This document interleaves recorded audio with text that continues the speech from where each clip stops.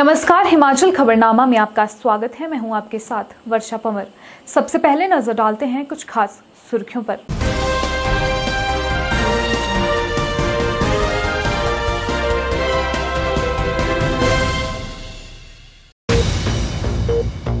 शिमला दौरे के तीसरे दिन राष्ट्रपति रामनाथ कोविंद ने वर्ष 2018 और 19 बैच के भारतीय लेखा परीक्षा एवं लेखा सेवा अधिकारी प्रशिक्षकों के विदाई समारोह में की शिरकत। कहा, कार्यप्रणाली की गहरी समझ हासिल करने का अवसर देती है लेखा परीक्षा।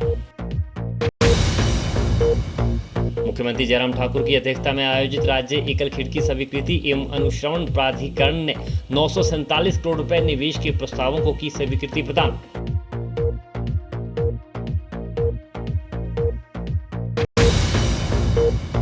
1988 बैच के IFS अजय श्रीवास्तव ने संभाला प्रिंसिपल CCF वाइल्ड लाइफ का कार्यभार।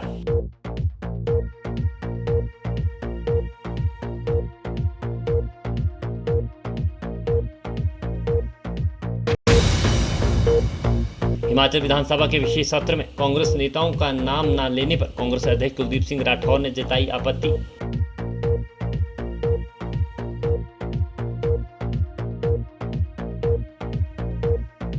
सुर्खियों के बाद अब खबरें विस्तार से। भारत के राष्ट्रपति रामनाथ कोविंद ने शिमला में राष्ट्रीय लेखा परीक्षा और लेखा अकादमी द्वारा आयोजित भारतीय लेखा परीक्षा एवं लेखा सेवाएं बैच 2018 और 2019 के प्रशिक्षु अधिकारियों के विदाई समारोह के अवसर पर मुख्य अतिथि के रूप में शिरकत की। इस अवसर पर राष्ट्रपति ने मेधावी प्रशिक्षु अधिकारियों को पदक प्रदान किए। भारत की प्रथम महिला सविता कोविंद, राज्यपाल राजेंद्र विश्वनाथ अर्लेकर, मुख्यमंत्री जयराम ठाकुर भी इस अवसर पर उपस्थित रहे। राष्ट्रपति रामनाथ कोविंद ने शनिवार को शिमला के धार्मिक पर्यटन स्थल जाखू हनुमान मंदिर में पूजा अर्चना की। इसके बाद शाम करीब 5:30 बजे राष्ट्रपति अपनी धर्मपत्नी सविता कोविंद और बेटी स्वाति कोविंद के साथ रिज मैदान पहुंचे। इस दौरान राष्ट्रपति रिज स्थित चर्च से लेकर गेटी ओपन थिएटर तक पैदल गए। इस दौरान उन्होंने HPMC के जूस स्टोर से करीब 15 पॉपकॉर्न खरीदे और इसके लिए 600 रुपए का भुगतान किया। साथ ही स्टोर पर मौजूद कर्मियों को 100 रुपए की टिप भी दी। प्रोटोकॉल को किनारे रख राष्ट्रपति रामनाथ कोविंद रिज पर लोगों और बच्चों से भी मिले। इस दौरान वे लोगों से बार बार एक ही बात पूछते रहे कि मेरी वजह से कोई परेशानी तो नहीं हुई। इस पर वहां मौजूद लोगों ने कहा कि कोई तकलीफ नहीं हुई। गेटी तक पैदल चलने के बाद राष्ट्रपति वापस होटल चले गए। इस दौरान शहरी विकास मंत्री सुरेश भारद्वाज, DGP संजय कुंडू समेत अन्य गणमान्य लोग मौजूद रहे। मैं एक बात आप सब लोगों से जानना चाहता हूँ, मेरे आने के कारण रिज पर आप लोगों को कितनी असुविधा हुई? बहुत अच्छा सर, बहुत अच्छा, बहुत अच्छा का प्रशासन बहुत अच्छा काम कर रहा है। लेकिन इनसे हमें सुनने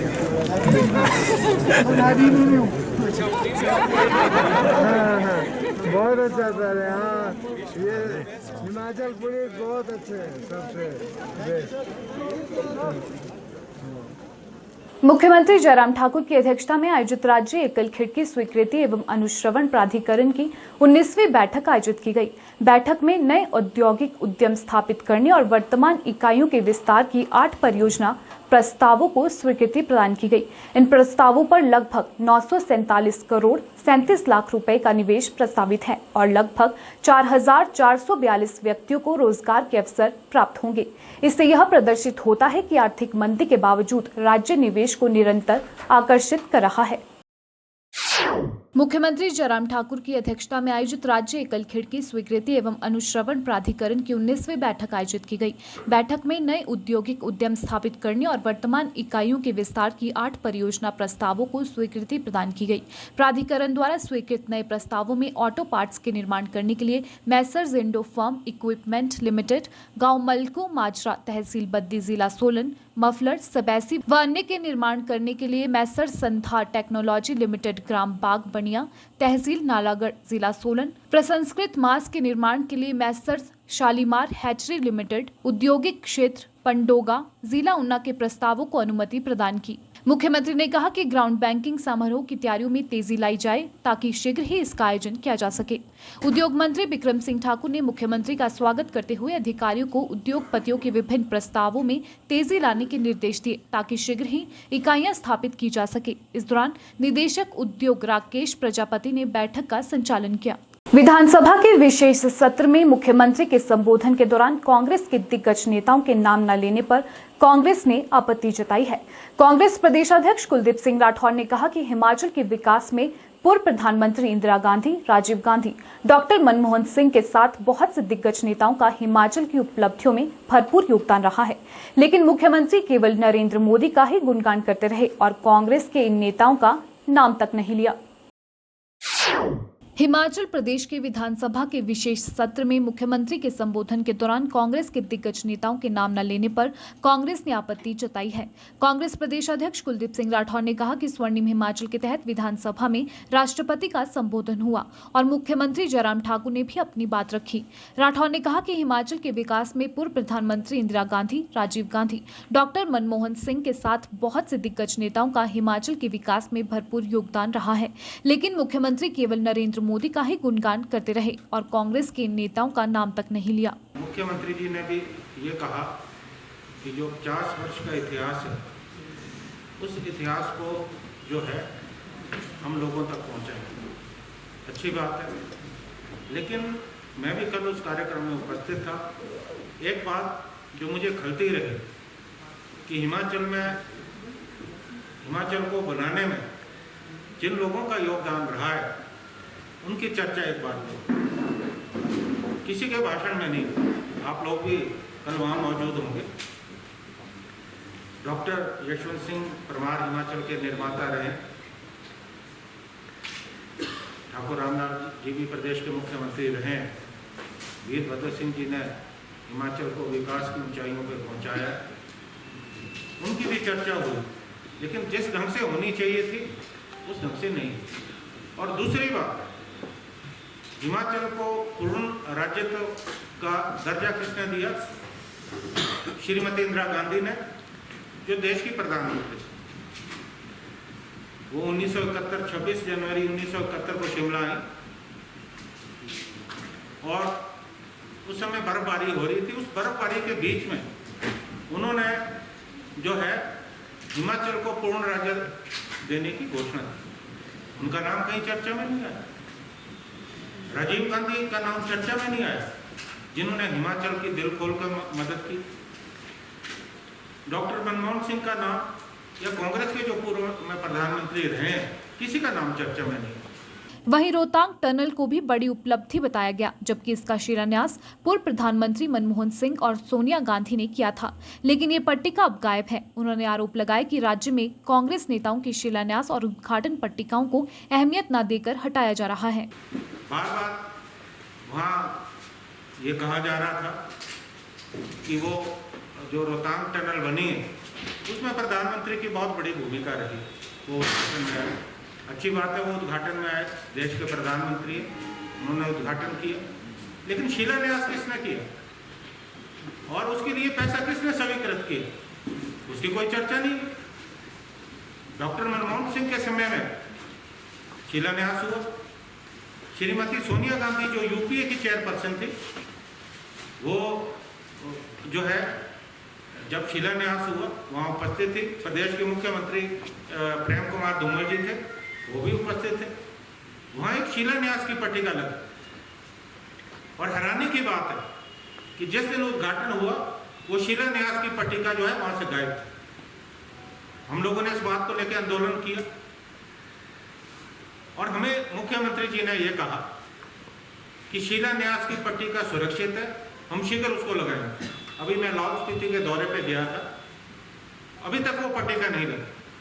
इसके साथ ही कुलदीप सिंह राठौर ने कुल्लू में बीते दिनों एक अनुसूचित जाति के कांग्रेस कार्यकर्ता पर हुए जानलेवा हमले की भी कड़ी शब्दों में निंदा की है। उन्होंने बताया जिस पर हमला हुआ अब उसकी मौत हो गई है। उन्होंने आरोप लगाया कि हमले में कुछ प्रभावशाली लोग संलिप्त हैं, जिसके चलते इस मामले को दबाया जा रहा है, लेकिन कांग्रेस ऐसा नहीं होने देगी। राठौर ने कहा कि इस मामले को लेकर राज्यपाल को ज्ञापन सौंपा जाएगा और इस मामले की न्यायिक जांच की मांग की जाएगी। यदि इस मामले में कोई कार्रवाई नहीं होती है तो ब्लॉक स्तर पर कांग्रेस धरना प्रदर्शन करेगी। राठौर ने कहा कि प्रदेश में अराजकता का माहौल है, कानून नाम की कोई चीज नहीं है। आए दिन दुष्कर्म, मारपीट के मामले सामने आ रहे हैं और खनन माफिया और नशा माफिया बेखौफ घूम रहे हैं। कांग्रेस की राष्ट्रीय महासचिव प्रियंका गांधी वाड्रा शनिवार को छराबड़ा स्थित अपने घर पहुंची। शिमला में प्रियंका गांधी का 3 दिन रुकने का कार्यक्रम है। बताया जा रहा है कि प्रियंका गांधी के साथ उनके पति रॉबर्ट वाड्रा और बच्चे भी छुट्टियां मनाने शिमला पहुंचे हैं। जानकारी के अनुसार प्रियंका गांधी चंडीगढ़ से सड़क मार्ग के जरिए शनिवार सुबह 11 बजे शिमला के पास छराबड़ा स्थित अपने घर पहुंची हैं। सुरक्षा व्यवस्था को लेकर पुलिस के जवान प्रियंका के घर के आसपास तैनात किए गए हैं। इससे पहले जून 2021 में प्रियंका शिमला आई थी और 3-4 दिन यहां रुकी थी। प्रधानमंत्री नरेंद्र मोदी के 71वें जन्मदिन पर भारतीय जनता पार्टी ने सेवा और समर्पण अभियान को ऐतिहासिक बनाने की योजना बनाई है। एक और पार्टी का लक्ष्य ज्यादातर कोविड-19 वैक्सीनेशन का रिकॉर्ड बनाना है, तो वहीं दूसरी ओर भाजपा ने 21 दिवसीय सेवा और समर्पण अभियान भी शुरू किया है। इसी के तहत भाजपा के प्रदेशाध्यक्ष एवं सांसद सुरेश कश्यप ने शिमला स्थित दीनदयाल उपाध्याय अस्पताल में सेवा और समर्पण अभियान के अंतर्गत मरीजों को कंबल एवं फल वितरित किए। भाजपा के प्रदेशाध्यक्ष एवं सांसद सुरेश कश्यप ने शिमला स्थित दीनदयाल उपाध्याय अस्पताल में सेवा और समर्पण अभियान के अंतर्गत मरीजों को कंबल एवं फल वितरित किए। इस अवसर पर उन्होंने कहा कि प्रधानमंत्री नरेंद्र मोदी के जन्मदिन पर भाजपा ने सेवा और समर्पण अभियान शुरू किया है।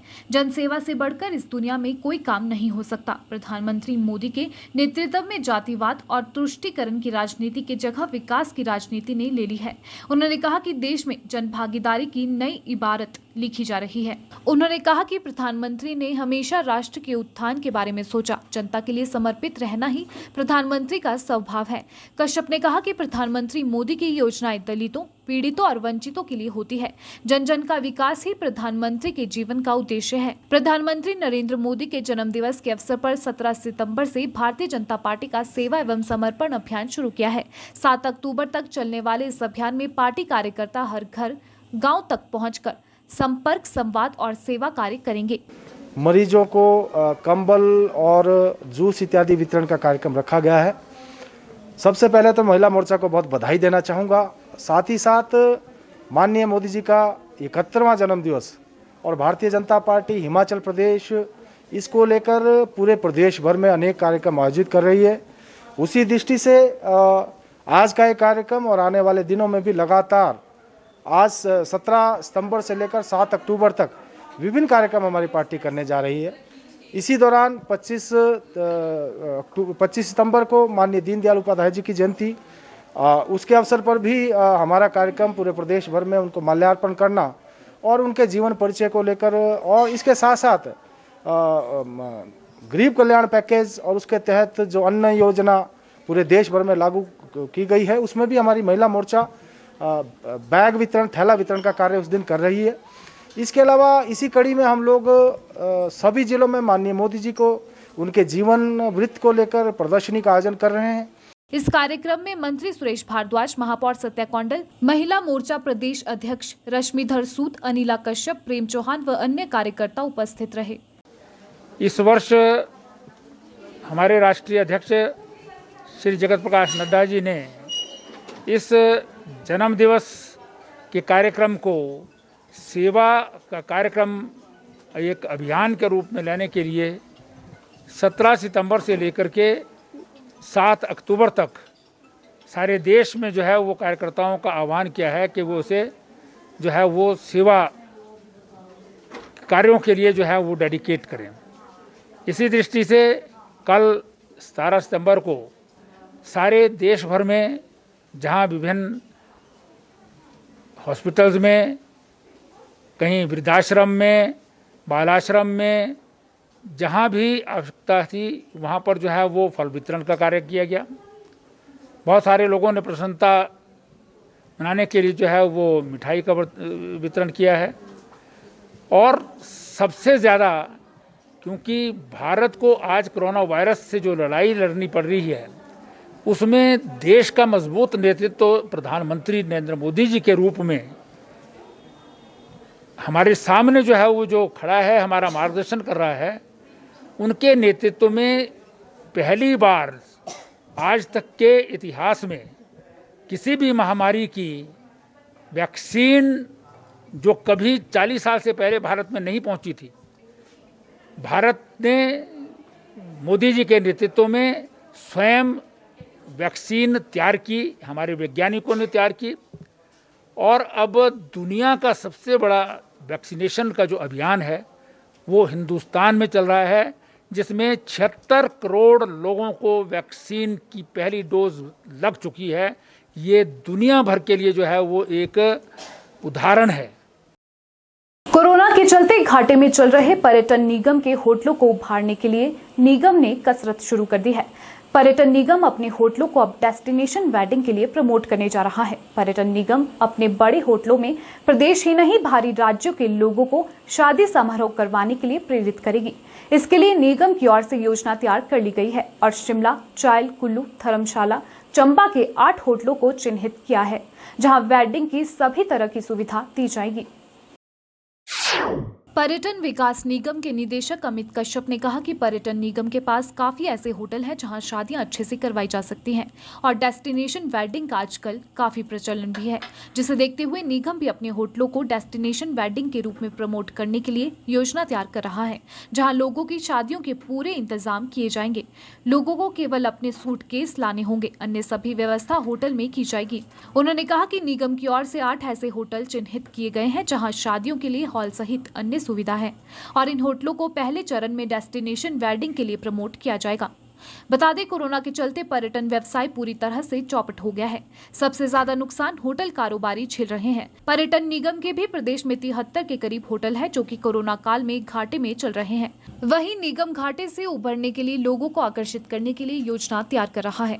जो इस समय लोग जो है डेस्टिनेशन वेडिंग्स की तरफ जो है जाते हैं, वो इस करके भी क्योंकि डेस्टिनेशन वेडिंग्स में एक तो गेस्ट जो कम आएंगे और जिस प्रकार की रिस्ट्रिक्शंस कोविड के दौरान है, तो शादी में जो है 100 के करीब जो है उसमें अलाउड है। तो डेस्टिनेशन वेडिंग्स जो है हमारे पास बहुत अच्छी ऐसी प्रॉपर्टीज़ हैं और इसमें हमने जो है लगभग 7 से 8 प्रॉपर्टीज़ ऐसी चिन्हित की हैं जहां पर डेस्टिनेशन वेडिंग्स के स्वरूप उनको दिया गया है और वहां पर आपको सिर्फ जो वहां पर लोग आ रहे हैं अपना आपको सूटकेस लेके आना है। बाकी जितनी भी शादी की तैयारियां हैं, चाहे वहाँ रहने का आपका इंतज़ाम है, खाने पीने का इंतज़ाम है, डेकोरेशन का है, और जो वहाँ पर रिलीजियस सेरेमनी होनी है, वो सब जो है HPTDC उसको करवाएगी।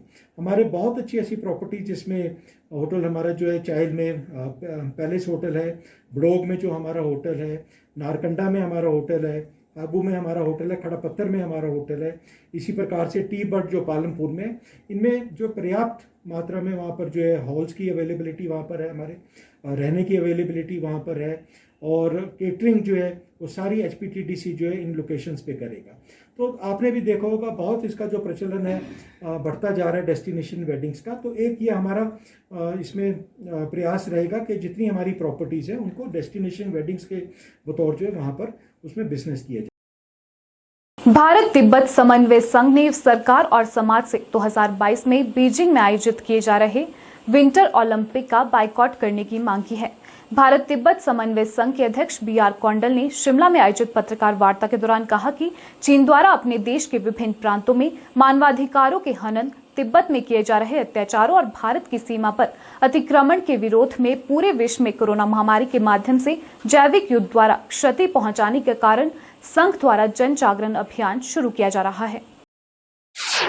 भारत तिब्बत समन्वय संघ ने सरकार और समाज से वर्ष 2022 में बीजिंग में आयोजित किए जा रहे विंटर ओलंपिक का बायकॉट करने की मांग की है। भारत तिब्बत समुदाय संघ के अध्यक्ष BR कौंडल ने शिमला में आयोजित पत्रकार वार्ता के दौरान बताया कि चीन में आयोजित हो रहे विंटर ओलंपिक का बायकॉट करने की मांग ऑस्ट्रेलिया व जर्मनी समेत दुनिया के कई देशों में उठनी शुरू हो गई है। उन्होंने कहा कि देश व दुनिया में कई जगहों पर मानवाधिकारों के लिए काम करने वाले संगठनों द्वारा इस संबंध में प्रदर्शन किए जा रहे हैं और चीन के विरोध में आवाज उठाई जा रही है। ऐसे में भारत में पहली बार विंटर ओलंपिक का बायकॉट करने की मांग भारत तिब्बत समन्वय संघ द्वारा उठाई गई है। BR कौंडल ने आरोप लगाया कि चीन हजारों वर्षों पुरानी सभ्यता वाले तिब्बत के भौगोलिक भूभाग पर नाजायज कब्जा करके बैठा हुआ है और वहां पर नस्ल के आधार पर तिब्बती मूल के लोगों के नरसंहार में शामिल रहा है।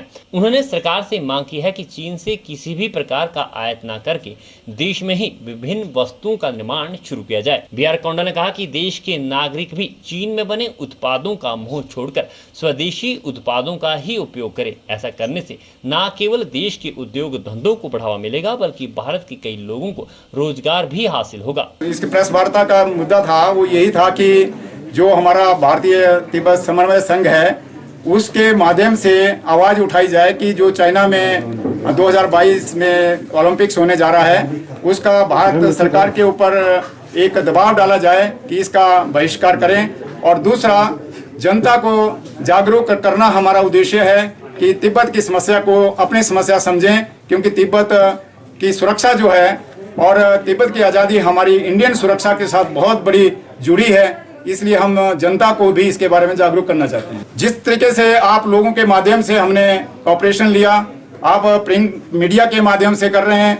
दूसरा, हम तिब्बतियन भाइयों को संपर्क करके उनको अपनी राष्ट्रीय कार्यकारिणी में, अपनी प्रांत कार्यकारिणी में और अपने जिला स्तर के जो हमारे संघ बनने जा रहा है उसमें उनको स्थान दे रहे हैं, ताकि वो अपनी आवाज़ को बुलंद करें और उनकी आवाज़ को हम फिर आगे अपना सहयोग दें। इसीलिए एक्चुअली गवर्नमेंट ऑफ इंडिया ने, आप देखे होंगे कि मोदी जी ने सेल्फ रिलायंट इंडिया की बात की है अभी जस्ट पहले। सेल्फ रिलायंट इंडिया मतलब आत्मनिर्भर भारत होगा, तो ये इसका पर्पस यही है कि मेक इन इंडिया तो असेंबल इन इंडिया में कन्वर्ट हो गया।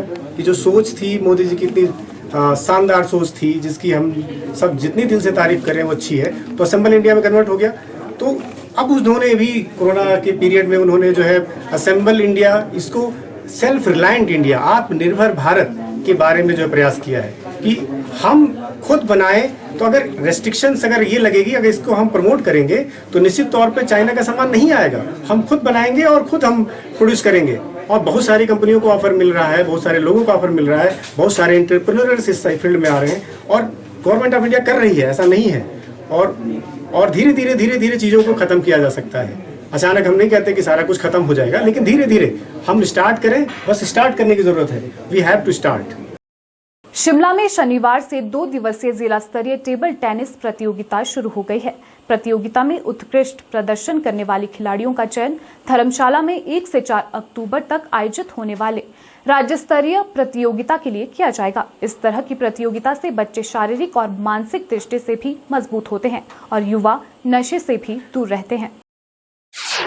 शिमला के इंदिरा गांधी खेल परिसर में 2 दिवसीय जिला स्तरीय टेबल टेनिस प्रतियोगिता शुरू हो गई है। इस प्रतियोगिता का आयोजन शिमला STTDA द्वारा करवाया जा रहा है। इस प्रतियोगिता में लगभग 80 प्रतिभागी भाग ले रहे हैं। जिला शिमला टेबल टेनिस एसोसिएशन के प्रेस सचिव सोमू राय और सचिव यशपाल राणा ने बताया कि हर साल एसोसिएशन की ओर से टेबल टेनिस प्रतियोगिता करवाई जाती थी, लेकिन कोरोना की वजह से हम पिछले 2 सालों से आयोजन नहीं कर पा रहे थे। अब धीरे धीरे सभी खेल गतिविधियां शुरू होने लगी है। ऐसे में जिला एसोसिएशन की ओर से यह टेबल टेनिस प्रतियोगिता करवाई जा रही है। इस प्रतियोगिता में सरकार द्वारा जारी आदेशों का पालन किया जा रहा है। प्रतियोगिता में उत्कृष्ट प्रदर्शन करने वाले खिलाड़ियों का चयन धर्मशाला में 1 से 4 अक्टूबर तक होने वाली राज्य स्तर की प्रतियोगिता के लिए किया जाएगा।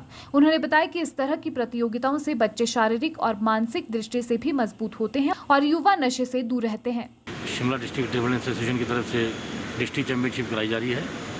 यहाँ से बच्चे जो चयनित होंगे वो धर्मशाला में स्टेट चैंपियनशिप के लिए यहाँ से खेलेंगे। जो स्टेट चैंपियनशिप हमारी धर्मशाला में 1 अक्टूबर से 4 अक्टूबर तक तय की गई है और वो जो धर्मशाला में चैंपियनशिप होगी वहाँ से बच्चों का जो चयन होगा वो नेशनल में खेलने के लिए चयनित किए जाएंगे वहाँ से। इस खेल परिसर में जिला स्तर की जो ये प्रतिस्पर्धा है ये करवा रहे हैं। और मैं आपको एक चीज़ बताना चाहता हूँ कि पिछले 2 साल से ये कोविड पीरियड में ये एक वैक्यूम सा हो गया था। बच्चे एक हिसाब से कह लीजिए कि बिल्कुल घर में बंद हो चुके थे।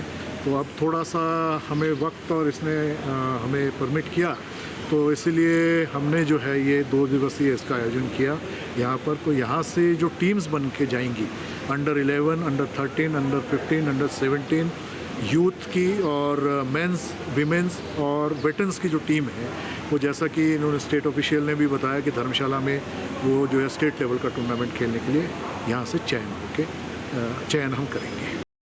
1988 बैच के IFS अजय श्रीवास्तव को प्रिंसिपल CCF वाइल्ड लाइफ नियुक्त कर दिया गया है। वह चीफ वाइल्ड लाइफ वार्डन भी रहेंगे। प्रदेश सरकार ने वरिष्ठता को अधिमान देते हुए अजय श्रीवास्तव की नियुक्ति की अधिसूचना जारी की है। 31 अगस्त को पूर्व principal CCF wild life Archana Sharma के सेवानिवृत्त से यह पद रिक्त था। कार्यभार संभालने के बाद अजय श्रीवास्तव ने कहा कि सरकार की ओर से जो जिम्मेदारी सौंपी गई है उसे बखूबी निभाने का हर संभव प्रयास करेंगे। उन्होंने कहा कि हिमाचल एक पहाड़ी राज्य है, यहाँ मनुष्य और वाइल्ड वाइल्ड लाइफ के बीच जो कन्फ्लिक्ट है, उस कन्फ्लिक्ट को लोगों के सहयोग से कैसे खत्म किया जाए, इस दिशा में प्रयास किए जाएंगे। इसके साथ ही अजय श्रीवास्तव ने फॉरेस्ट प्रोटेक्शन एरिया के साइंटिफिक मैनेजमेंट पर भी बल दिया। हिमाचल एक पहाड़ी राज्य है और यहाँ पर मेरी पहली प्राथमिकता जो है वो ह्यूमन और वाइल्ड लाइफ के बीच में जो कॉन्फ्लिक्ट है, चाहे मंकी हो, लेपर्ड हो, एशियाटिक बेयर है, तो उस कॉन्फ्लिक्ट को किस तरीके से लोगों के सहयोग के साथ ख़त्म किया जा सके, उसके बारे में मेरी पहली प्राथमिकता है। और दूसरी प्राथमिकता है जो हमारे प्रोटेक्टेड एरियाज़ हैं, उनका मैनेजमेंट कैसे हम उसको एक साइंटिफिक इंटरनेशनल स्टैंडर्ड का हम मैनेजमेंट उनका कर सकें, ये मेरी दूसरी प्राथमिकता है। जहाँ तक कि वाइल्ड लाइफ एरियाज़ की बात है, वहाँ अवैध कटान मेरे हिसाब से कोई समस्या ज़्यादा नहीं है। बट फिर भी जो मैंने जैसे आपको बोला कि दूसरी हमारी प्राथमिकता है प्रोटेक्टेड एरियाज़ का प्रॉपर मैनेजमेंट है, तो उसमें प्रोटेक्शन भी आता है।